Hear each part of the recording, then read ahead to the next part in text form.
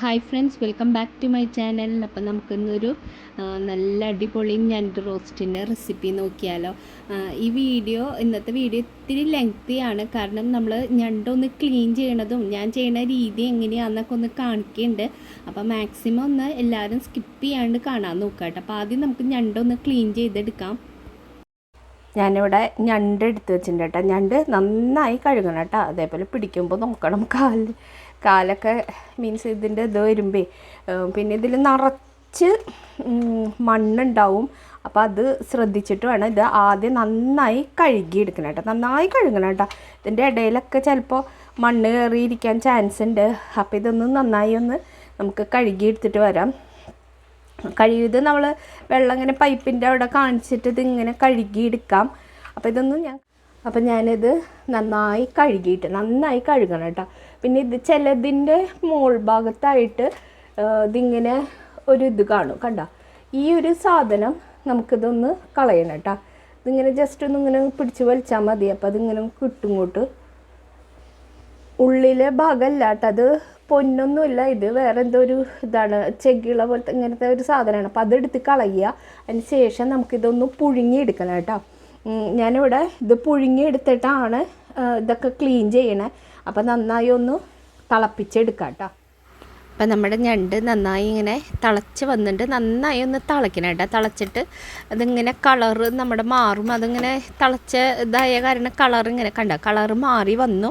ഈ ഒരു സമയത്ത് വേണം കേട്ടോ നമുക്കിത് ഗ്യാസൊക്കെ ഒന്ന് ഓഫ് ചെയ്യാൻ. ചില സമയത്ത് ഈ വെള്ളം ചിലർ ഉപയോഗിക്കാറുണ്ട്, പക്ഷെ ഞങ്ങളിവിടെ കളയും കേട്ടോ, എടുക്കാറില്ല. അപ്പോൾ ഇതിപ്പോൾ ഞണ്ട് വെന്ത് വന്നിട്ടുണ്ട്. ഇനി അത് നമുക്കൊരു പാത്രത്തിലേക്ക് ഒന്ന് മാറ്റാം. അപ്പം ഞാൻ ഞണ്ടിങ്ങനെ പുഴുങ്ങി എടുത്തിട്ടുണ്ട് കേട്ടോ. ഇനി ഇതൊന്ന് ക്ലീൻ ചെയ്യണത് കാട്ടാം. ഇത് ചിറക് പോലെ ഇങ്ങനെ ഉള്ളത്. അപ്പോൾ അതൊക്കെ ഇങ്ങനെ ഒന്ന് നമുക്കിങ്ങനെ ഒന്ന് ഒടിച്ച് കളയാം. ഇതൊക്കെ ഇങ്ങനെ ഒന്ന് ഒടിച്ച് കളയാം കേട്ടോ. പിന്നെ ഈ കാലിന് ഇവിടെ ഞങ്ങൾ എടുക്കാറുണ്ട്. ഇത് താല്പര്യം ഉണ്ടെങ്കിൽ നിങ്ങൾ എടുക്കുക, അല്ലെങ്കിൽ പിന്നെ കളയാം കേട്ടോ. ഇതൊക്കെ ഇങ്ങനെ കടിക്കാൻ നല്ല രസം. ഇത് പെട്ടെന്ന് കിട്ടും. ഈ വക കാലുകൾ മാത്രം നമ്മൾ എടുക്കാണ്ടിരിക്കണമല്ലോ കേട്ടോ. അതേപോലെ ഈ ഭാഗമുണ്ട്, ഈ മുകളിലത്തെ ഭാഗവും ഇങ്ങനെ ഊരിക്കളയാം. ഇതൊക്കെ എടുത്ത് കളയാം കേട്ടോ. പിന്നെ ഈ സാധനം ഇതിവിടെ നിന്ന് ഇങ്ങനെ ജസ്റ്റ് ഒന്നിങ്ങനെ പതുക്കൊന്നിങ്ങനെ പൊളിച്ചാൽ മതി. കണ്ട, ഇതിങ്ങനെ പൊളിച്ചെടുത്തിട്ട് ചില സമയത്ത് ഇതിവിടെ ഇങ്ങനെ ഒരു മഞ്ഞ നിറണത്, അതിപ്പോൾ ഞാൻ വേവിച്ചെടുത്ത കാരണം ഇല്ലാത്ത ഇതിലുണ്ട്. അതിനെ പൊന്നെന്നാണ് പറയുക കേട്ടോ. അപ്പം അതൊക്കെ ഇവിടെ എടുക്കാറുണ്ട്. പിന്നെ ഈ മുകളിൽ ഇങ്ങനെ തരി പോലെയുള്ളതുണ്ട്, ആ പൂശുണ്ടല്ലോ, അതൊക്കെ നമുക്ക് ഇങ്ങനെ എടുത്ത് കളയണം കേട്ടോ. കണ്ട, ഇങ്ങനത്തെ ഇതൊക്കെ കളയണം. ഇതൊക്കെ ഇതിൻ്റെ വേസ്റ്റുകളാണ്. അപ്പോൾ ഇതൊക്കെ എടുത്ത് നമുക്ക് എടുക്കാം കേട്ടോ. അപ്പോൾ അതിങ്ങനെ ഈ കാല് ഇതൊക്കെ എടുത്തിട്ടുണ്ട്. ബാക്കിയുള്ളതൊക്കെ ഞാൻ വേസ്റ്റ് കളഞ്ഞു. ഇനി ജസ്റ്റ് ഇതിന് ഇങ്ങനെ കൈകൊണ്ട് ഒടിച്ച് കഴിഞ്ഞാൽ നമുക്ക് പകുതിയാക്കി ഇങ്ങനെ എടുക്കാം കേട്ടോ. ഇങ്ങനെ ബാക്കിയുള്ളതും ചെയ്തെടുക്കട്ടെ. നല്ല ക്ലീൻ ആക്കണം കേട്ടോ. ഇത് ഈ ഇവിടെയുള്ള ആ ഒരു കറുത്തിട്ട് കാണുന്ന സാധനങ്ങളൊക്കെ കളയണം. ഇവിടെ പൊതുവേ ഞണ്ട് ശരിയാക്കുമ്പോൾ ആദ്യം ഒന്ന് തിളപ്പിച്ച് എടുത്തതിന് ശേഷമാണ് ഇവിടെ ചെയ്യാറ്. അപ്പോൾ ഇതൊക്കെ ഒന്ന് ക്ലീൻ ആക്കിയിട്ടുണ്ട്. ഇനി നമുക്ക് വെക്കാനുള്ളത് നോക്കാം കേട്ടോ. അപ്പോൾ നമുക്ക് ഞണ്ട് റോസ്റ്റ് ചെയ്യാനുള്ള ഇതിന് വേണ്ടിയിട്ടുള്ള സാധനങ്ങൾ ഞാനിവിടെ എടുത്ത് വെച്ചിട്ടുണ്ട്.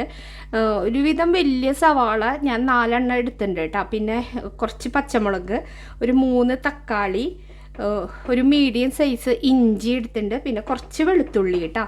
പിന്നെ കറിവേപ്പില വേണം. നമുക്ക് സവാളയൊക്കെ ഒന്ന് നീളത്തിലൊന്ന് കട്ട് ചെയ്തെടുക്കാം. സവാളയൊക്കെ കട്ട് ചെയ്ത് വെച്ചിട്ടുണ്ട്. കറിവേപ്പില എടുത്തിട്ടുണ്ട്. ഇനി ഇത് നമുക്ക് നീളത്തിൽ കട്ട് ചെയ്ത് ഇടാം. അപ്പം നമുക്ക് ഇനി റോസ്റ്റ് ചെയ്യാനുള്ള കാര്യങ്ങൾ ചെയ്യാം.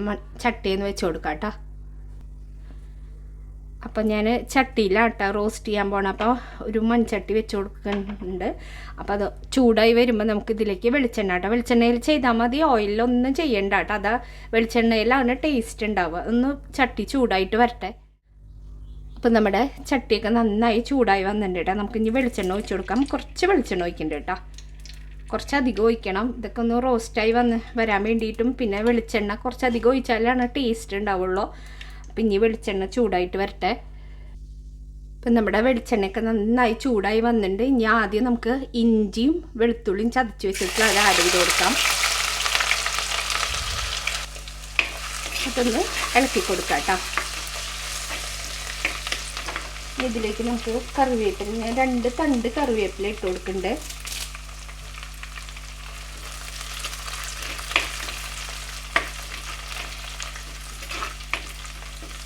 ചെറുതായി ഒന്ന് വാടി വന്നപ്പോൾ നമുക്ക് ഇനി ഇതിലേക്ക് സവാള ഇട്ട് കൊടുക്കാം. സവാള ഇട്ട് കൊടുത്തിട്ടുണ്ട്. സവാള നന്നായി ഒന്ന് ഇളക്കി കൊടുക്കുക കേട്ടോ.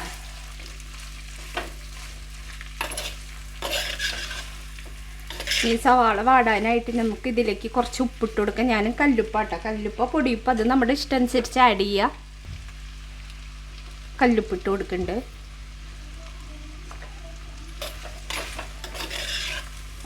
നന്നായി ഒന്ന് ഇളക്കി കൊടുക്കുക. ഇതൊന്ന് വാടി വരട്ടെ കേട്ടോ. ഇനി ഇതിലേക്ക് നമുക്ക് പച്ചമുളക് നീളത്തിലൊന്ന് അരിഞ്ഞിടാം.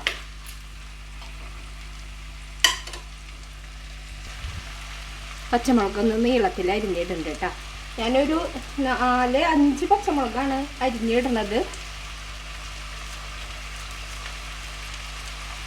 ഇളക്കി കൊടുക്കാൻ മറക്കരുത് കേട്ടോ, അല്ലെങ്കിൽ ഇങ്ങനെ അടിയിൽ പിടിക്കും. അപ്പോൾ ഇടയ്ക്കൊന്ന് ഇളക്കി കൊടുത്തോളൂ. അപ്പോൾ ഇതാവണ നേരം കൊണ്ട് നമുക്ക് ഇനി ഇതിലേക്കുള്ള മല്ലിമുളകൊക്കെ ഞാൻ വേറെ ചൂടാക്കുകയാണ്. അല്ലെങ്കിൽ പിന്നെ ഇതിൽ കിടന്ന് കുറേ നേരം എടുക്കും. സവാള നമ്മൾ കൂടുതൽ എടുത്തിട്ടുള്ള കാരണം കുറേ നേരം മല്ലിയും മുളകും ഫ്രൈ ആയി വരാൻ കുറേ നേരം എടുക്കും. അപ്പോൾ ഇതൊന്ന് അവിടെ ഇരിക്കട്ടെ. അപ്പോൾ നമുക്ക് മല്ലിമുളകൊന്ന് മൂപ്പിച്ചെടുക്കാം കേട്ടോ. മല്ലിമുളക് മൂപ്പിക്കാനായിട്ട് ഞാനൊരു ഫ്രൈ പാൻ വെച്ച് കൊടുത്തിട്ടുണ്ട്. നോൺ സ്റ്റിക്ക് അല്ല കേട്ടോ, ഇരുമ്പിൻ്റെയാണ്. അപ്പോൾ ഇതൊന്ന് ചൂടായി വരുമ്പോൾ നമുക്ക് തീയൊന്ന് ഞാൻ ഓഫ് ചെയ്യുമായിരിക്കും നല്ലത്. അല്ലെങ്കിൽ പിന്നെ പെട്ടെന്ന് കരിയും. നമ്മൾ വെളിച്ചെണ്ണയൊന്നും ഒഴിക്കാണ്ടാണ് ഒന്ന് ഫ്രൈ ചെയ്തെടുക്കണത്. ഇതിലേക്ക് ആദ്യം മല്ലിപ്പൊടി, ഞാനിപ്പോൾ 1 കിലോ ഞണ്ടാണ്, രണ്ടും കുറച്ചും കൂടിയും ഒരു അരയും കൂടി ഇട്ടോട്ടെ. അപ്പോൾ 2.5 ടീസ്പൂൺ മല്ലിപ്പൊടിയാണ് ആഡ് ചെയ്തിട്ടുള്ളത്. പിന്നെ നമ്മൾ മഞ്ഞൾപ്പൊടി ആഡ് ചെയ്ത് കൊടുക്കാം. കുറച്ച് മഞ്ഞൾപ്പൊടി ആഡ് ചെയ്തിട്ടുണ്ട്. നമ്മളിതൊക്കെ ഇട്ട് വരുമ്പോഴേക്കും ആദ്യം ഇട്ട് കൊടുത്ത മല്ലിപ്പൊടി കരിയും. അത് കാരണം ഞാൻ പാൻ ചൂടായി കഴിഞ്ഞാൽ ഗ്യാസ് ഓഫ് ചെയ്തോളാം പറയണത്. മുളക് പൊടി ലാസ്റ്റാണ് കേട്ടോ. 1 ടീസ്പൂൺ മുളക് പൊടി ആഡ് ചെയ്ത് കൊടുക്കുന്നുണ്ട്. ഇനി ഇതെല്ലാം ഒന്ന് നന്നായിട്ടൊന്ന് മിക്സ് ചെയ്യാം കേട്ടോ. ഇനി നമുക്ക് ഗ്യാസ് ഓൺ ചെയ്ത് കൊടുക്കാം. ഇങ്ങനെയാകുമ്പോൾ നമുക്ക് ധൈര്യമായിട്ടൊന്ന് നിൽക്കാം. അല്ലെങ്കിൽ കരിയോ എന്നുള്ള പേടി വരും. നമ്മൾ വെളിച്ചെണ്ണയൊന്നും ആഡ് ചെയ്യാത്ത കാരണമാണ് ഇങ്ങനെ ചെയ്യണത്. അപ്പോൾ ഇതൊന്ന് ഇനിയിപ്പോൾ ഗ്യാസ് ഒന്ന് ഓൺ ചെയ്ത് കൊടുക്കട്ടെ കേട്ടോ. ഗ്യാസ് ഓൺ ചെയ്തിട്ടുണ്ട്. തീ സിമ്മിലിട്ടതിന് ശേഷം വേണം കേട്ടോ അത് ഒന്ന് ഫ്രൈ ചെയ്തെടുക്കാം. പെട്ടെന്ന് ഇത് കരിയും. പതുക്കെ എല്ലാ ഭാഗത്താവണ വിധത്തിലൊന്ന് ഇളക്കി കൊടുത്തൊന്ന് ഫ്രൈ ചെയ്തെടുക്കാം കേട്ടോ.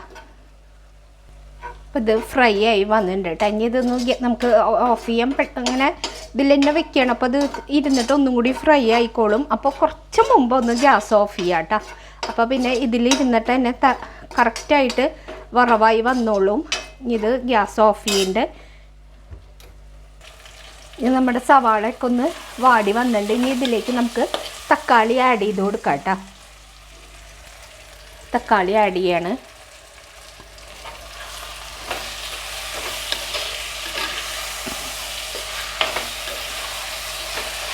ഇതൊന്ന് അടച്ചു വെച്ച് നമുക്ക് വേവിച്ചെടുക്കാം. തക്കാളിയൊക്കെ നന്നായി ഒന്ന് വെന്ത് വരട്ടെ കേട്ടോ.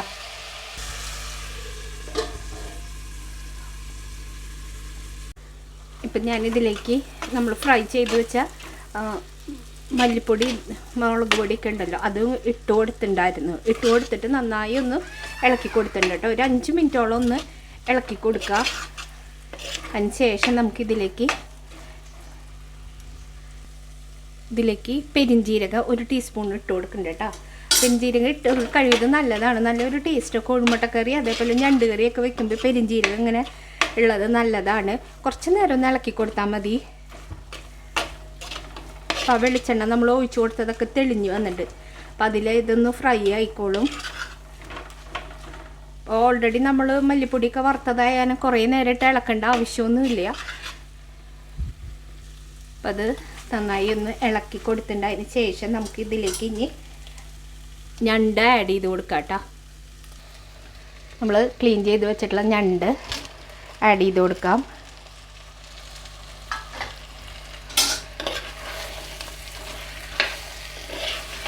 നന്നായി ഒന്ന് ഇളക്കി കൊടുക്കുക കേട്ടോ.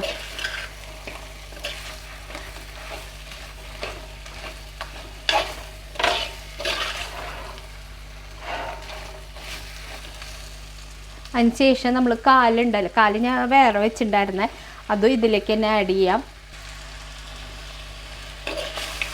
എന്നിട്ട് നന്നായി ഒന്ന് ഇളക്കി കൊടുക്കുക കേട്ടോ. കാലൊക്കെ തെറിച്ച് പോയിട്ട് സൂക്ഷിച്ച് ഇളക്കി കൊടുത്തോളാം. നമ്മൾ ഇളക്കുന്ന സമയത്ത് അതൊക്കെ ഇങ്ങനെ തെറിച്ച് പോകും. പതുക്കെ പതുക്കെ ഇളക്കി കൊടുക്കുക കേട്ടോ.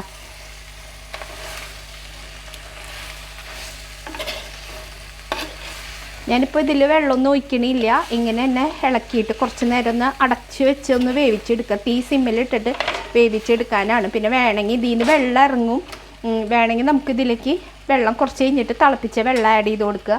അപ്പം ഞാൻ തീ ഒന്ന് സിമ്മാക്കിയതിന് ശേഷം ഒന്ന് അടച്ച് വെച്ച് ഒന്ന് വേവിച്ചെടുക്കാം കേട്ടോ. തീ മറക്കരുത് സിമ്മാക്കാൻ. ഒന്ന് തുറന്ന് നമുക്ക് ഇളക്കി കൊടുക്കാം. ഇടയ്ക്കിടയ്ക്ക് ഞാൻ തുറന്ന് ഇളക്കി കൊടുത്തിട്ടുണ്ടായിരുന്നു കേട്ടോ. അപ്പോൾ അത്രയും അധികം വെള്ളമൊന്നും വരുന്നില്ല. അപ്പോൾ നമുക്കിതിലേക്ക് ഇനി ഒരു ഗ്ലാസ് വെള്ളം ഞാൻ തിളപ്പിച്ചത് ഒഴിച്ചു കൊടുക്കാം കേട്ടോ. നന്നായി തിളപ്പിച്ച വെള്ളമാണ്. ഓരോ രണ്ടിൻ്റെ ഓരോ പ്രത്യേകതയുണ്ടല്ലോ. അപ്പോൾ ചില സമയത്ത് വെള്ളം ഇങ്ങനെ ഇറങ്ങും, നമ്മൾ ചിക്കൻ കറി വെക്കണ പോലെ വെള്ളം ഇറങ്ങും. ഇപ്പോൾ ഇതിൽ അത്ര അധികം വെള്ളമൊന്നും ഇറങ്ങണില്ല. അപ്പോൾ നമുക്കിനി ഇതിലേക്ക് കുറച്ച് വെള്ളമൊന്ന് ഒഴിച്ചു കൊടുക്കാം. അപ്പോൾ ആ ഗ്രേവി ഒന്ന് ഇതാവാൻ വേണ്ടിയിട്ടാണ്, ആ ഞണ്ടിലേക്കൊക്കെ ഒന്ന് പിടിക്കാൻ വേണ്ടിയിട്ടാണ്.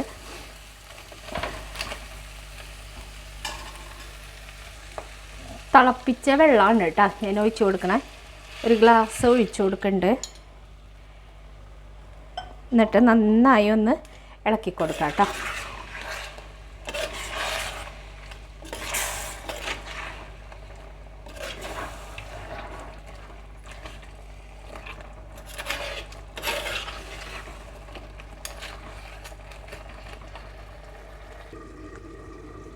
ഒന്ന് നമുക്ക് തുറന്ന് ഇളക്കി കൊടുക്കാം.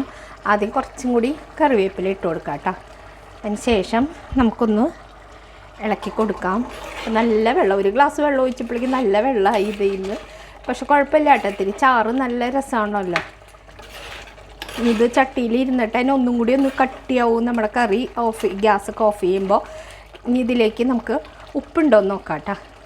നോക്കട്ടെ. എനിക്കിപ്പോൾ കറക്റ്റ് ഉപ്പുണ്ട്. പിന്നെ ഉപ്പ് നിങ്ങൾക്ക് കുറവാണെങ്കിൽ ആഡ് ചെയ്ത് കൊടുക്കുക. ഇത് വെന്ത് വന്നിട്ടുണ്ട് കേട്ടോ. നമ്മുടെ ഞണ്ട് റോസ്റ്റായി വന്നിട്ടുണ്ട്. പിന്നെ ഓൾറെഡി നമ്മളൊന്ന് പുഴുങ്ങിയെടുത്തതായ കാരണം പിന്നെ കുറേ നേരമായിട്ട് വേവിക്കേണ്ട ആവശ്യമൊന്നുമില്ല. നമ്മളൊന്ന് ഏകദേശം ഒന്ന് പുഴുങ്ങിയെടുത്ത സാധനമാണ്. എന്നാലും ഇതിൽ കിടന്ന് ഈ ഗ്രേവിയിൽ കിടന്ന് കുറച്ച് നേരം കൂടി ഒന്ന് തിളച്ച് വന്നിട്ടുണ്ട്. നമ്മുടെ ഞണ്ട് റോസ്റ്റായി വന്നിട്ടുണ്ട്. അപ്പോൾ ഉപ്പൊക്കെ കുറവുണ്ടെങ്കിൽ ലാസ്റ്റ് ഉപ്പ് ആഡ് ചെയ്ത് കൊടുക്കുക. പിന്നെ മസാലപ്പൊടി വേണമെങ്കിൽ ആഡ് ചെയ്യാം. പക്ഷെ ഞാനിപ്പോൾ ആഡ് ചെയ്യണമൊന്നുമില്ല കേട്ടോ. അപ്പോൾ ഇങ്ങനെ തന്നെ മതിയെന്ന് വിചാരിച്ചാൽ ഇത് നല്ല ടേസ്റ്റ് ഉണ്ട് ഇപ്പോൾ. അപ്പോൾ പിന്നെ പെരിഞ്ജീരകം ആഡ് ചെയ്ത് കൊടുക്കുക. അതിപ്പോൾ കോഴിമുട്ട കറി വെക്കുമ്പോൾ വെച്ചാലും ഞണ്ട് കറി വെക്കുകയെന്ന് വെച്ചാലും നമ്മുടെ പെരിഞ്ജീരകം ഒരു പ്രത്യേക ടേസ്റ്റ് തന്നെയാണ് നമ്മുടെ കറിക്ക് കേട്ടോ. അപ്പോൾ നമ്മുടെ ഞണ്ട് കറി റെഡിയായി. ഞാൻ ഗ്യാസൊക്കെ ഒന്ന് ഓഫ് ചെയ്യുകയാണ്. ഇത് ഇരുന്ന് വരുമ്പോൾ ഒന്നും കൂടി കട്ടിയാവും നമ്മുടെ കറി. അപ്പോൾ വീഡിയോ ഇഷ്ടമായെങ്കിൽ ലൈക്ക് ചെയ്യാനും ഷെയർ ചെയ്യാനും സബ്സ്ക്രൈബ് ചെയ്യാനും ആരും മറക്കരുത്. അപ്പോൾ thank you friends for watching.